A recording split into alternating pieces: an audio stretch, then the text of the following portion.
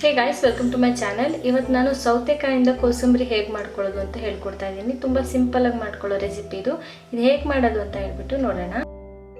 ಮೊದಲು ನಾನು ಒಂದು ದೊಡ್ಡ ಸೌತೆಕಾಯಿನ ಈ ಥರ ಸಣ್ಣ ಸಣ್ಣದಾಗಿ ಕಟ್ ಮಾಡಿ ಇಟ್ಕೊಂಡಿದ್ದೀನಿ. ಇದಕ್ಕೆ ಒಂದು ಸಣ್ಣ ಈರುಳ್ಳಿನ ಸಣ್ಣದಾಗಿ ಕಟ್ ಮಾಡಿ ಹಾಕ್ಕೊಂಡಿದ್ದೀನಿ. ಜಾಸ್ತಿ ಈರುಳ್ಳಿ ತೊಗೋಬೇಡಿ, ಇದಕ್ಕೆ ಸಣ್ಣದು ತೊಗೊಳ್ಳಿ. ಒಂದು ಸ್ವಲ್ಪ ಕೊತ್ತಂಬರಿ ಸೊಪ್ಪು, ಒಂದು 3 ಹಸಿರು ಮೆಣಸಿನ್ಕಾಯಿನ ಈ ಥರ ಕಟ್ ಮಾಡಿ ತೊಗೊಂಡಿದ್ದೀನಿ. ಒಂದು 2-3 ಸ್ಪೂನಷ್ಟು ಕಾಯಿ ತುರಿ ತೊಗೊಳ್ಳಿ. ರುಚಿಗೆ ನೋಡಿಬಿಟ್ಟು ಉಪ್ಪು ಹಾಕ್ಕೊಳ್ಳಿ. ಇದೆಲ್ಲದನ್ನು ನೀಟಾಗಿ ಮಿಕ್ಸ್ ಮಾಡ್ಕೊಳ್ಳಿ. ಇದಕ್ಕೆ ನೀವು ಬೇಕಾದರೆ ಮೊಸರು ಕೂಡ ಹಾಕ್ಕೋಬೋದು.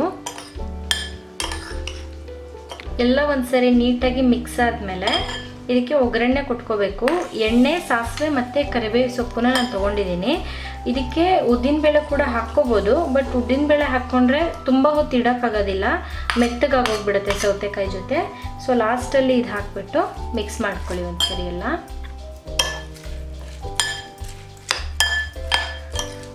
ಸಿಂಪಲಾಗಿ ಮಾಡೋ ಅಂಥ ಸೌತೆಕಾಯಿ ಕೋಸಂಬರಿ ನೋಡಿ ಇವಾಗ ರೆಡಿ ಇದೆ.